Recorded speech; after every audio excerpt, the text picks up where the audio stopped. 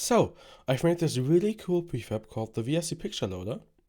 You can find it on my GitHub, it's linked in the description of this video. And what it does is it provides a nice UI and a few settings for the VRC image downloader. So, we are currently in the example scene, which is provided with the package. And in there you find the Picture Loader prefab. It's this nice little UI panel.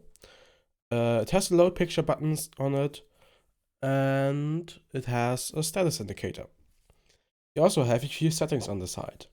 You can disable the manual load button, and you can disable the load on start. So right now, because both are enabled, it loads automatically when someone joins the world, and someone can also press the picture after they've joined the world to load them again.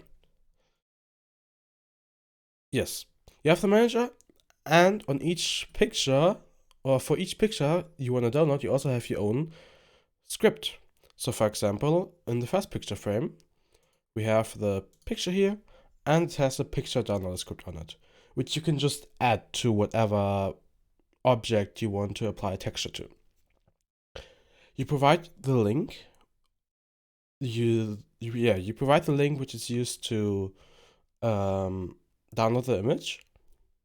Then you have the material settings in which you can provide the material the texture should be applied to, but you don't have to do that. By default, it uses the material of the mesh renderer. Then you have the material properties, in which you define what properties should get the texture applied to. So in this case, we have the main texture of our picture 1 material, and this will get the downloaded picture applied.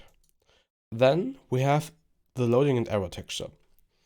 My tool provides a way for you to display a loading texture while the picture is loading or while it's waiting in the queue to be loaded. And it provides you with an error texture, or with a way to provide an error texture when there's an error with the image, for example, when the URL is incorrect. You can change out the textures.